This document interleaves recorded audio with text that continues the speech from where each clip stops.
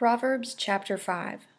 My son, hearken unto my wisdom, and incline thine ear unto my knowledge, that thou mayest regard counsel, and thy lips observe knowledge. For the lips of a strange woman drop as an honeycomb, and her mouth is more soft than oil. But the end of her is bitter as wormwood, and sharp as a two-edged sword. Her feet go down to death, and her steps take hold on hell. She weigheth not the way of life. Her paths are moveable. Thou canst not know them. Hear ye me now, therefore, O children, and depart not from the words of my mouth.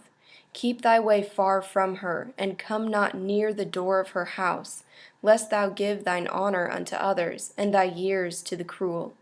Lest the stranger should be filled with thy strength, and thy labors be in the house of a stranger. And thou mourn at thine end, when thou hast consumed thy flesh and thy body.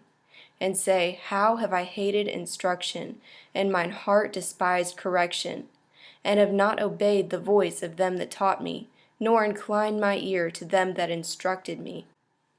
I was almost brought into all evil in the midst of the congregation and assembly.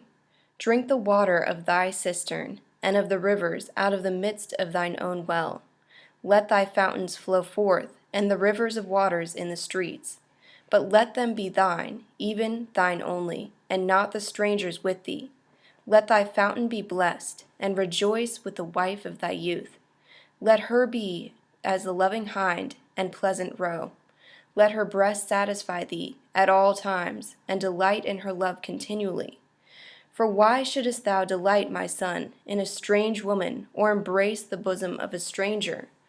For the ways of man are before the eyes of the Lord, and he pondereth all his paths. His own iniquities shall take the wicked himself, and he shall be holden with the cords of his own sin. He shall die for fault of instruction, and shall go astray through his great folly.